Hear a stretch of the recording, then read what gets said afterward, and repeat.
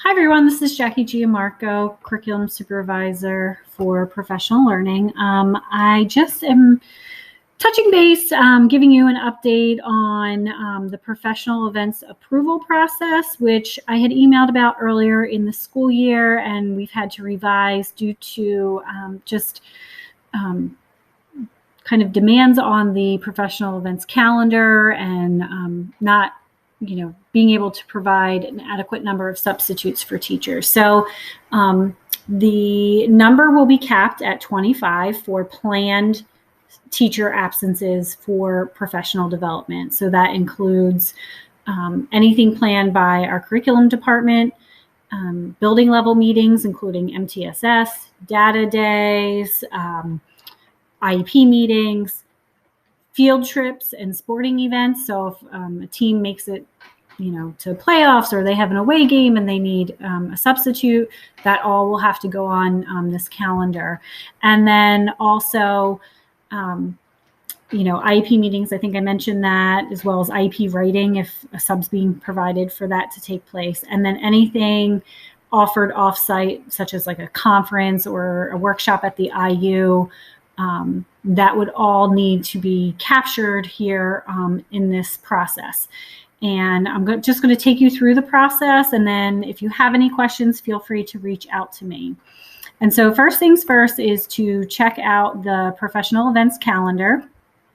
And you can simply click on there. And if you have a date in mind that you're looking to be able to provide a substitute for a teacher, you would just look to see what is scheduled and if there is room to offer such. So if you look at, let's just say today's 28th. So let's just look at, the 30th. So you can see here it's closed. So that means we are already maxed out for that day and nothing else can be scheduled. So we need to look for another day. So let's go to February.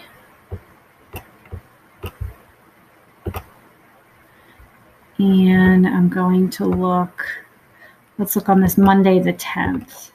So it looks like we have 1, 12, so that's 13, 14. So that means there's one spot available for Monday. Mondays are capped at 15, just because, we do have a decent number of teachers out typically on Mondays and Fridays. It's a little less on Mondays than it is Fridays. So we're capping it at 15 for Mondays, and then Tuesday through Thursday, it's capped at 25.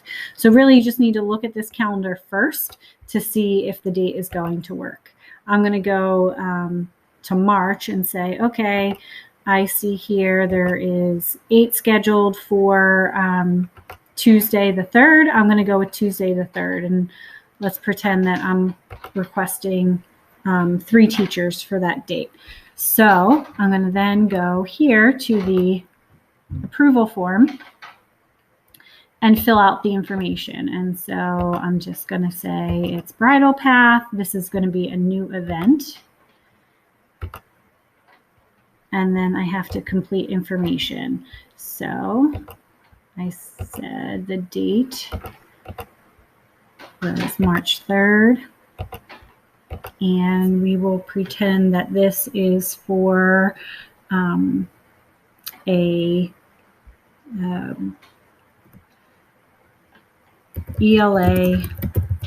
I'm just going to call it a planning meeting. And teachers will plan adjustments to upcoming lessons for implementation. Some people have done lesson studies, whatever the case may be. Number of teachers participating. I'm going to say 4 are participating, but only 3 require substitutes. So some special ed teachers, reading specialists, may not need a sub, or their schedules are open for part of the day. So I'm going to say I need 3 substitutes, full day, and then I would just hit submit. Okay. Now, that being said, perhaps you've already filled it out and you need to make a revision. So you would submit this initial screen and say this is a revision to an event. And then it asks you for the date that you've already submitted. And this is just to keep track of it so that just say, okay, now I don't, we need to cancel it, or I canceled my subs.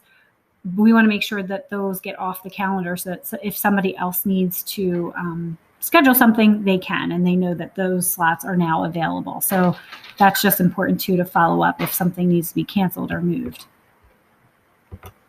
So then once that's submitted, Peggy will then notify you that it has been approved and scheduled on the professional events calendar. At that point then, building secretaries can submit in ASAP for the request for substitutes. And then if it is an offsite request for a workshop or a conference, teachers or staff must complete the staff travel request form and submit that and have all necessary approvals 2 weeks ahead of time. And lastly, register through My Learning Plan or Frontline for any workshops that need to be registered for.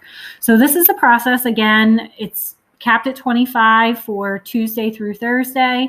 Mondays are capped at 15. Fridays, we are trying to avoid altogether due to high volume of staff that are out sick or have personal days. So if you have any questions, please feel free to reach out to me, and I'm happy to help you through the process or answer any questions. Thank you so much for your help in just trying to capture how many substitutes we have requested on a daily basis so that we can ensure that those requests actually get filled. I really appreciate it. Thank you.